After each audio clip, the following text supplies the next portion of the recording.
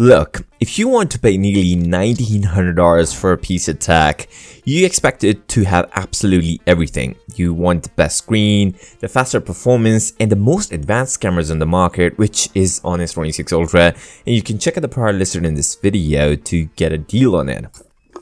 Well, Samsung looked at the blueprint for the new Z Fold 8 and said, let's see how much we can delete. I'm not exaggerating, by the way. This is arguably the first ultra-premium phone in history that actually downgrades its hardware to justify a highest price tag. Today I'm breaking down the actual math and the psychology behind this device to see if this passport-shaped foldable phone is an overpriced trap or the smartest thing you can put into your pocket. By the way, you can. Let's start with the cameras, because this is where the premium price tag feels like an absolute joke. If you bought a last year model, you got a dedicated telephoto sensor that was perfect for clear shots from far away. Even S26 Ultra is best with just under $1,000.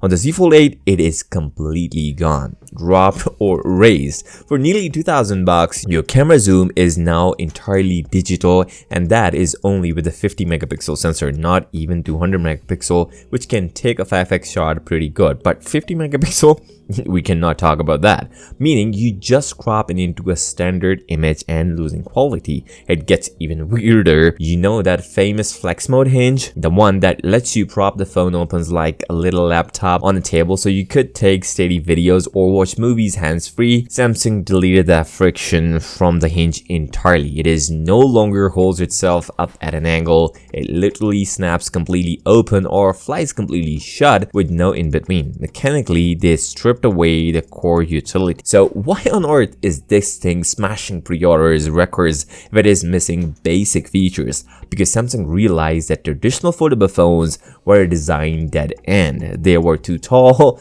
too narrow, and way too heavy, and they want to try something new, or they want to copy Apple with the iPhone Ultra. To fix this, they practiced design by subtraction. They stripped out the extra camera glass and the heavy friction gears to achieve two massive breakthroughs: weight and shape of the phone. The Z Fold 8 drops down to an ultra light 201 gram. This is probably one of the lightest foldable phone in the market right now, even lighter than your candy bar phone S26 Ultra. That makes it lighter than most traditional, even solid Pro phones. More importantly, they changed the screen to a shorter, wider 16:10 ratio. It is no longer feels like a thick, awkward TV remote in your hand, just like the previous generation as well. Z Fold 7 was a really good phone, by the way. It is also lighter at 215 grams. It feels like a slim, premium leather passport style stuff with just 1 grams of weight. This is where the minimalist philosophy completely flips the scripts on the price tag. If you look at this purely as a smartphone,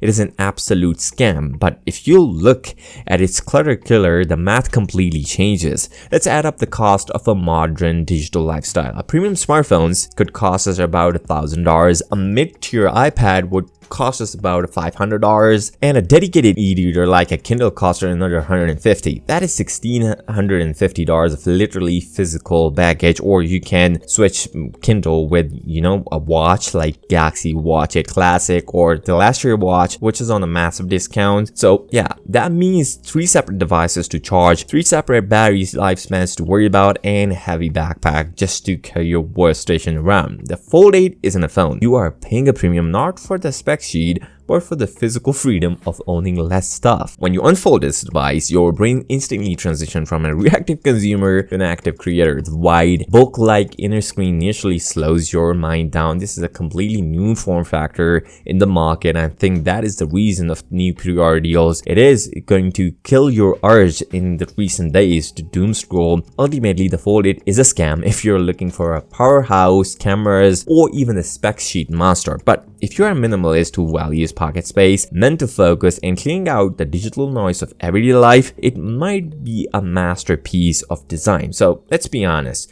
would you go with the S26 Ultra, the other devices, or just go with the Galaxy Z Fold 8? Comment down below. I'll talk with you in the comments. That is all from today. I'll see you next time. Till then, peace out.